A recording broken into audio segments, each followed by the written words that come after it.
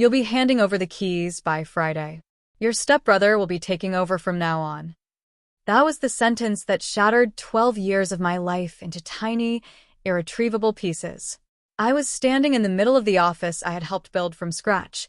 Our family business, the place that carried my fingerprints on every inch of the wood-paneled walls, the place I used to lock up last every night while my stepbrother, Brian, partied through his trust fund.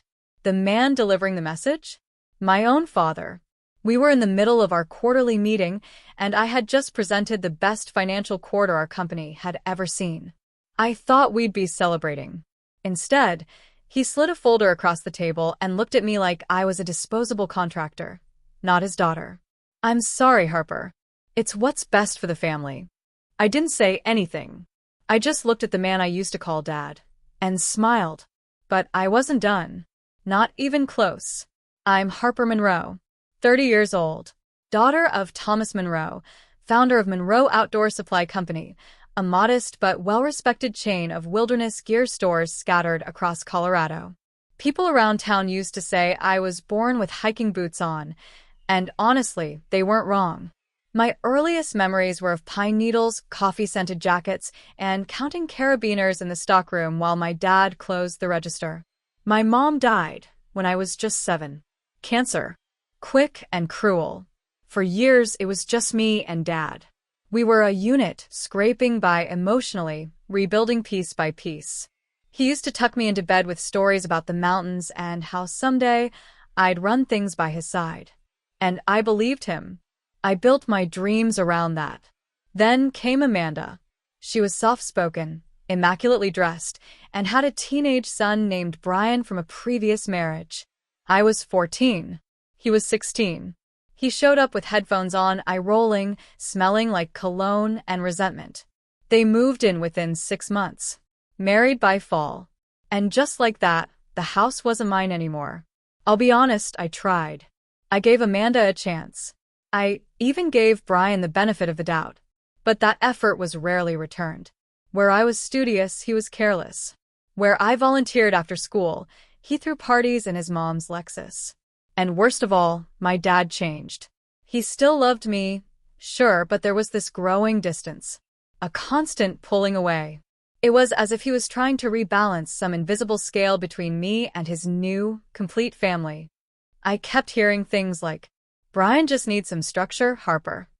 You're the responsible one. I know I can count on you." That phrase haunted me. Because when you're the one everyone can count on, it's easy for them to forget you have limits. That you can break too. After high school, Brian barely scraped through college. He bounced from job to job, burning bridges like matchsticks. Meanwhile, I poured my soul into the business. I took accounting classes at night, redesigned the store's online system, and helped launch our first e-commerce campaign. I kept the books balanced, trained new employees, handled supplier negotiations, and did inventory runs in the snow when the delivery truck broke down. Every promotion, every step forward, I earned it. I made myself indispensable. There's a smell I associate with those early years. Coffee. Not the fresh kind, but burnt bottom-of-the-pot coffee from long days spent updating spreadsheets and stock lists. I'd sleep in the office sometimes. I remember laying my head down on Dad's old flannel jacket, dreaming of opening new branches, leading team retreats, and maybe someday becoming CEO. But I never asked for the title. I didn't need the recognition, just the respect. And maybe a little love. I used to have a photo on my desk, me and Dad standing in front of our flagship store, arms around each other, faces sunburned after installing the new front signage. He'd written on the back in thick black marker, "To my partner in everything. Couldn't do this without you." I held on to that like scripture, especially during the moments when I felt invisible. As for Brian, he got his second DUI at 26 and still somehow ended up with a company car. Dad called it a clean slate. By the time I hit 30, I was unofficially running half the business. Amanda had her fingers in the financials, especially when it came to family expenses. I stayed out of it. I figured if I worked hard enough, the results would speak for themselves. They didn't. I remember one afternoon, probably a year before the takeover, when Amanda cornered me in the break room. She was sipping lemon water from her tall metal tumbler and watching me like I was a problem she couldn't solve. "You know, Harper," she said casually, "you don't have to do so much. Maybe if you smiled more and didn't act like you were trying to prove something, things would be easier for all of us." That was Amanda. Sweet poison wrapped in designer cardigans. But the final blow wasn't hers. It was Dad's. The day I was replaced, I'd just wrapped up our expansion plan presentation, an entire month of work, research, analytics, growth strategy. Brian was 32 and had only recently returned to the company after a mysterious sabbatical in Florida. And yet, there he was, standing beside Dad with a smug smile, dressed in a tailored suit that didn't belong to his nature-hating soul. "You've been overworking yourself, Harper," Dad said, like he was handing me a gift. "I think it's time you took a step back. Brian's going to take on more of the executive responsibilities moving forward." That's when the folder came out. A formal notice. My role reduced to consultant. My office reassigned. It was all signed and dated, backdated, in fact. They'd planned this for weeks. I just hadn't seen it coming. Because I trusted them. I didn't scream. I didn't cry. I just walked out of the office, got into my car, and drove to the edge of Lookout Mountain. That place had always been sacred to me. Mom used to take me there when I was little. We'd sit with sandwiches and stare out at the red rocks and hazy pine lines and talk about how we'd build our own house there someday. I sat there until the sun went down. My hands were shaking, but something inside me was quiet. I wasn't broken. I was just done. Done hoping. Done pleasing. And absolutely done being counted on by people who never counted me in. I wasn't going to fight for a seat at their table anymore.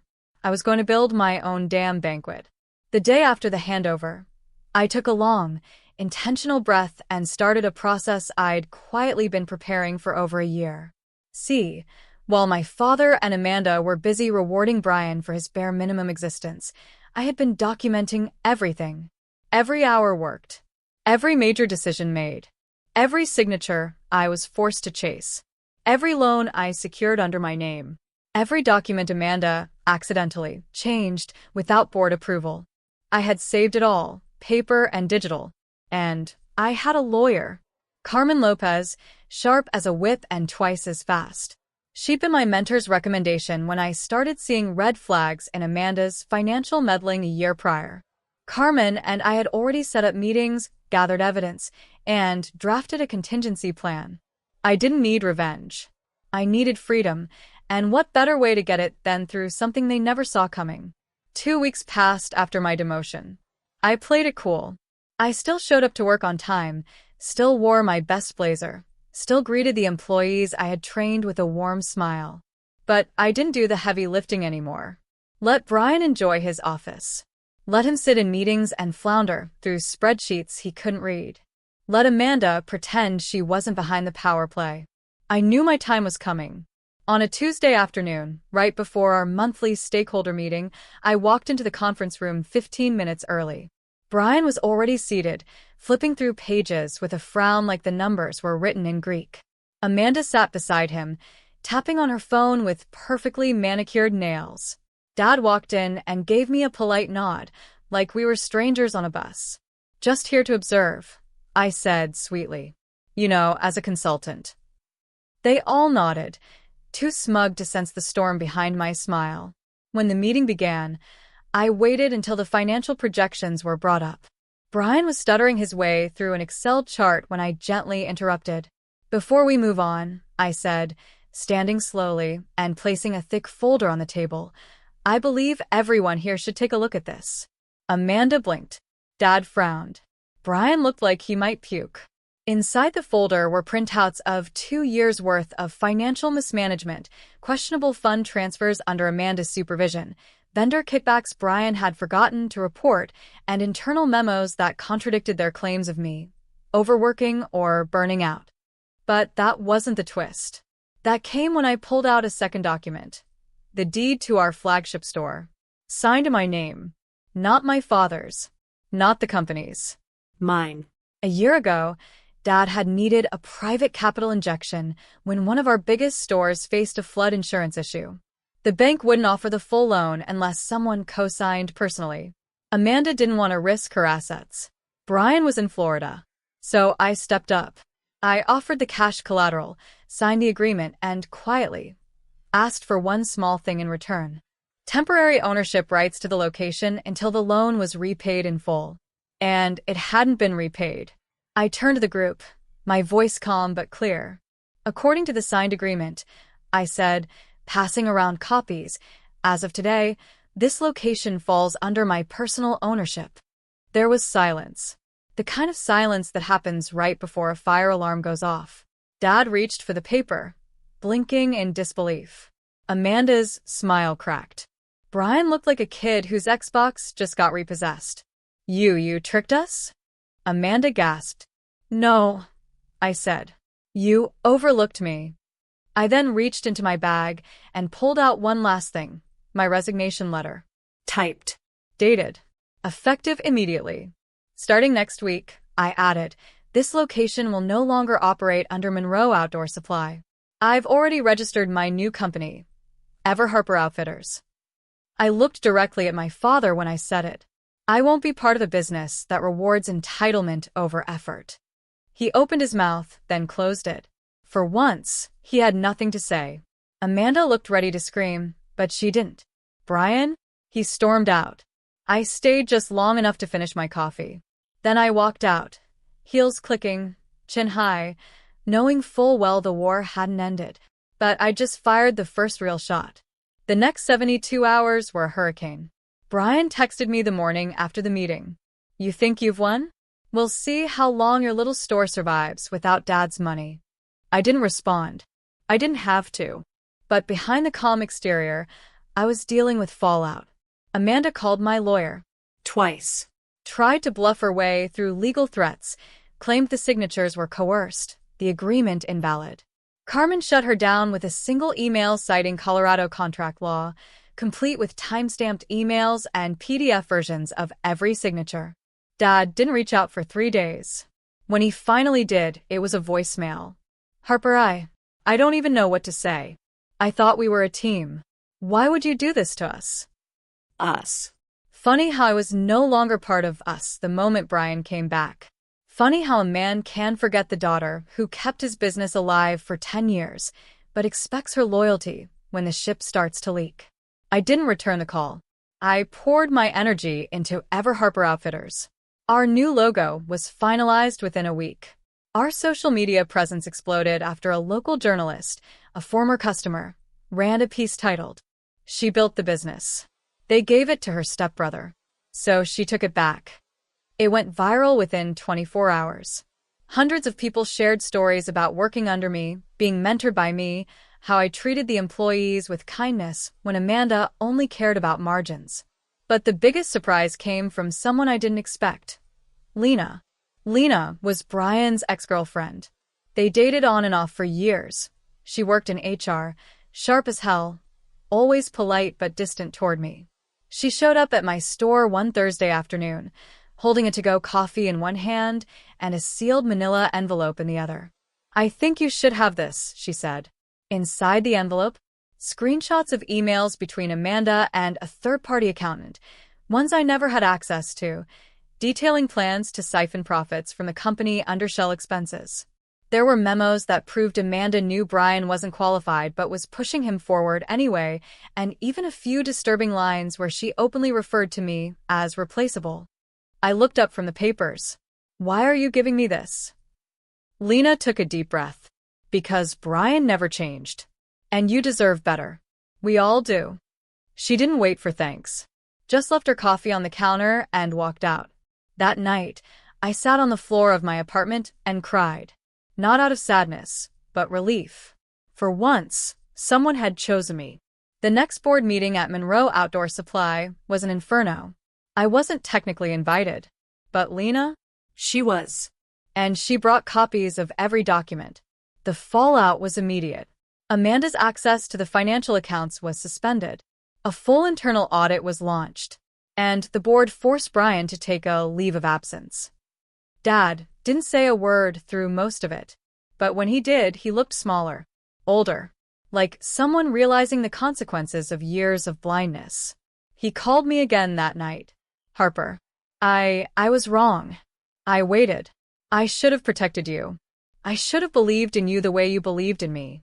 I was trying to keep the family together, but I didn't see what I was destroying in the process. For the first time in months, I didn't feel angry. Just tired. I loved working with you, Dad, I said. But I don't need you to choose me anymore. I've already chosen myself. He choked up. Is there any way we can fix this? I paused. I'm not coming back. But maybe someday we can have coffee. No business. No Brian. Just us. Silence. Then a quiet. I'd like that. And for the first time in a long time, I actually believed him. Meanwhile, Ever Harper Outfitters was thriving.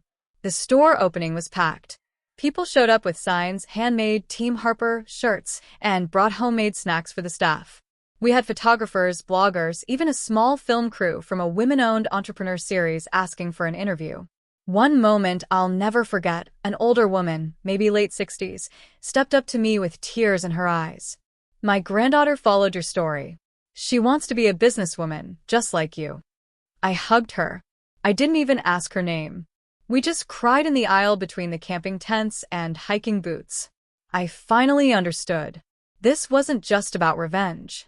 It was about restoration. Not just of a store or a name, but of dignity, worth, and hope. As the weeks turned into months, the dust began to settle. Ever Harper Outfitters had found its rhythm. The team I built from scratch, former colleagues, part-time workers who had been overlooked, even a few fresh college grads, ran the store like it was their own legacy. And in a way it was. We had something Monroe never had. Heart. Every morning, I walked into the building with the scent of roasted coffee beans from our tiny corner cafe and the sound of laughter from the early team huddles. Customers would bring their dogs, share photos from their latest hikes, even drop off thank you notes. It was more than a store. It was a community. And I was no longer running on survival. I was building something alive. One particular afternoon, as I arranged a display of eco-friendly backpacks, I felt a familiar presence. I turned, and there she was. Lisa, my former assistant. The one person who had once held my hand through long nights of balancing books and preparing presentations that Amanda later took credit for. She looked unsure. Nervous, even. Hi, she said. I wasn't sure if you'd want to see me. I smiled. Are you kidding? Get in here. We hugged. A long one. I quit last week, she said. I couldn't take it anymore. Amanda was pushing everyone to work overtime for free. Said we had to make up for the bad press.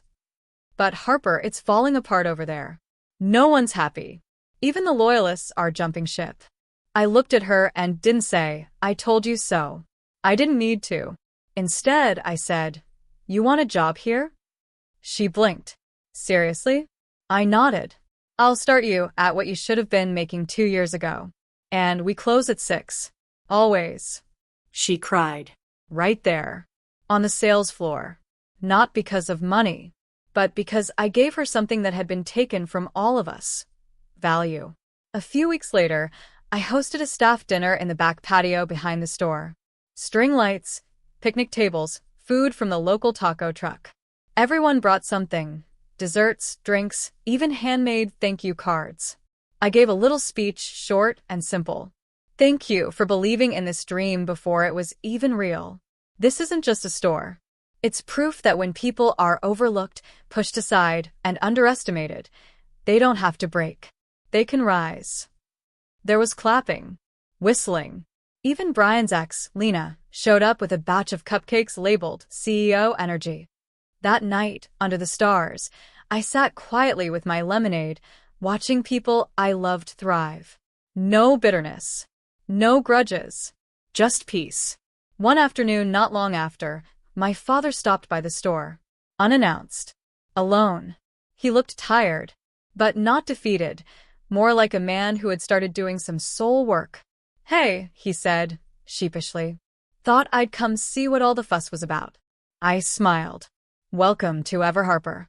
He walked slowly through the aisles, stopping to admire the camping gear, chatting with Lisa, laughing with one of the teenage cashiers who offered him a trail mix sample. When he came back to me, he looked different. "It's beautiful," he said. "You did what I couldn't." I didn't need him to say that, but it meant everything that he did. We sat at the little cafe corner, and he admitted something I'd never heard before. I was scared. Scared of letting go. Scared of being irrelevant. When Brian came back, I thought I was preserving something. But I was just repeating my own father's mistakes. I didn't interrupt. I just let him speak. I was wrong, Harper. Not just in business. In everything. There were no grand apologies. No promises of repair. But there was something better, truth. And that's where healing begins. That same month, we had our biggest sale weekend yet. Word of mouth had spread like wildfire. A local outdoor magazine even featured us as top small business to watch. Sales were up, morale was high, and our next step? Opening a second location. I was hesitant at first, but Carmen, my lawyer-turned-board advisor, simply said, "You're not growing for revenge anymore. You're growing because you can." That struck a chord. So I signed the lease. And this time, the name on the documents was mine. Not as backup. Not as a silent partner. But as a founder. I visited Amanda exactly once after everything happened. She had been forced to step down after the financial audit exposed her mismanagement. Her husband had distanced himself. The board issued a gag order on internal affairs, but everyone knew she was quietly blacklisted in the industry. I found her sitting alone in a trendy cafe, clutching her phone like it was a lifeline. When she saw me, she bristled. "If you're here to gloat."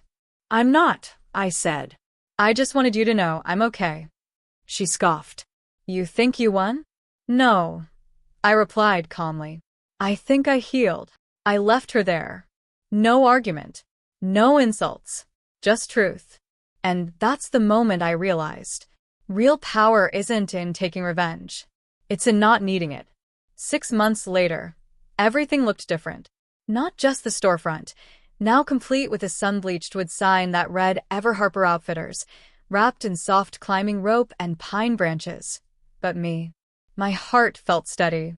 My pace more grounded. I was no longer trying to prove myself.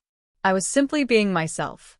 We just opened the doors to our second store, this one in Boulder, near the hiking trails that once helped me find myself after long work weeks at Monroe. The launch wasn't flashy. No press, no influencers. Just a ribbon-cutting ceremony led by Lisa, who was now director of operations. Her voice trembled with pride as she introduced the store to the small crowd. 6 months ago, I was stuck in a company that made me feel invisible.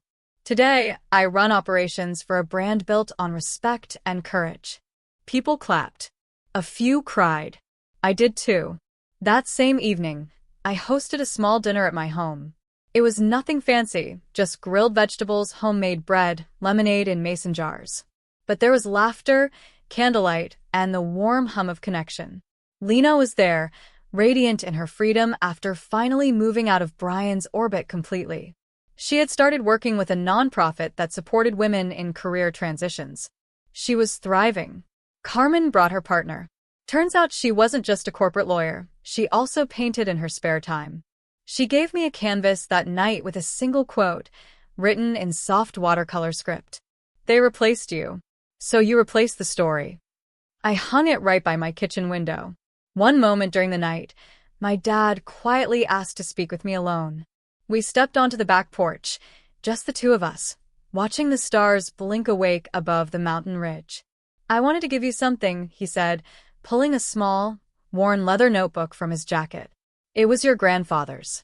Inside were scribbled notes from decades ago, business thoughts, sketches of fishing boats, little ideas that would later become the foundation of Monroe Outdoor Supply. But tucked inside the back cover was a photo I'd never seen. Me, maybe 6 or 7, helping Dad set up a tent in the backyard. I was grinning, dirt on my face, arms too small to hold the poles straight. "You always had the spirit," he said. "I just didn't see it because I was too focused on the past. But you're the future, Harper. I know that now." I placed a hand over the photo. "Thank you for saying that." "No," he said, eyes glossy. Thank you for teaching me how to see again. We didn't say much more. Just stood there, quiet, whole. As fall approached, we held a Legacy Day at the store, a small community event to celebrate not just outdoor gear, but the people behind the journeys. Customers brought in old photos of their adventures, donated jackets to local shelters, and shared stories around a fire pit setup in the parking lot. One woman, a single mom, stood near the display of hiking boots and said, "I saved for months to buy my son his first real pair of trail shoes. This store made it possible. Thank you." That's when I knew I hadn't just rebuilt my career. I had rewritten the narrative for dozens of others, too. Ever Harper was no longer just a name.